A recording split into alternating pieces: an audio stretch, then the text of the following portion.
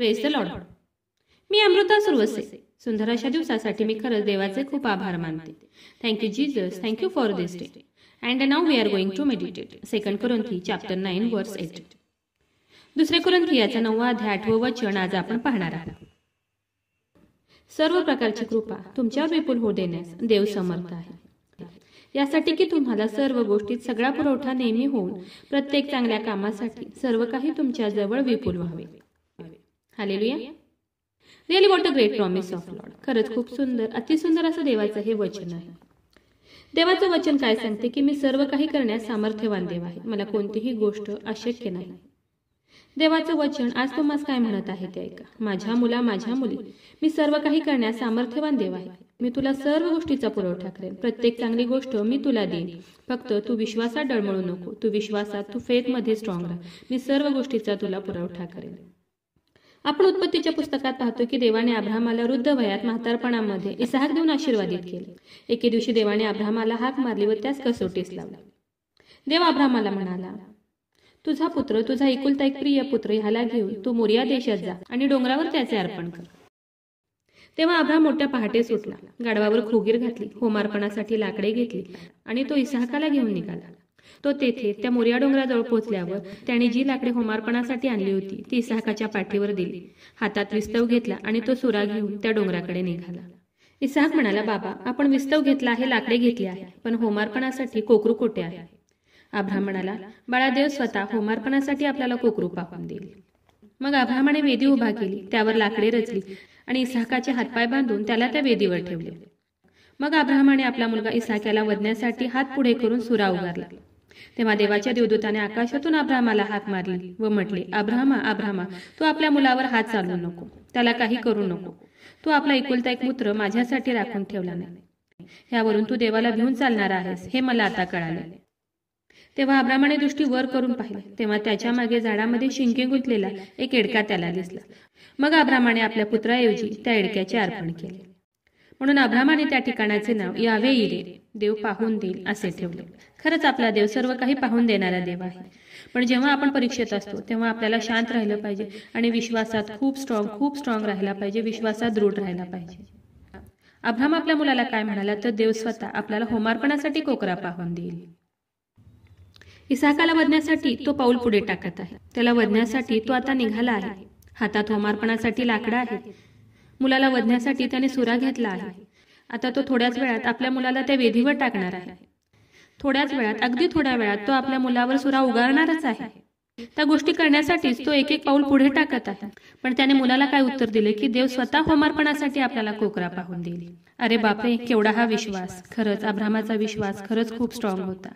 मुलाला वधण्याची कृती तर चालू आहे, त्या गोष्टी करण्यासाठी तो निघालेलाच आहे. पण तोंडाने काय कन्फेस करतो की देव आपल्याला होमार्पणासाठी स्वतः कोकरा पाहून देईल. ओ माय गॉड, काय हा अब्राहमाचा विश्वास, केवढा हा स्ट्रॉंग फेथ! आणि देवाने त्याचा तो विश्वास पाहिला आणि देवाने स्वतः त्याला होमार्पणासाठी कोकरा दिला. म्हणून अब्राहमाने त्या जागेचे नाव यावे इरे ठेवले, देव पाहून देईल असे त्या जागेचे त्याने नाव ठेवले.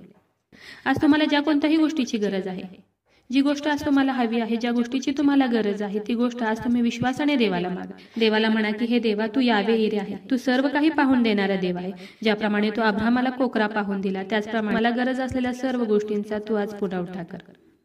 आणि विश्वास ठेवा की तुम्हाला गरज असलेल्या सर्व गोष्टी देवाच पाहून देईल, कारण तो यावे इरे आहे. तो सर्व काही पाहून देणारा देव आहे.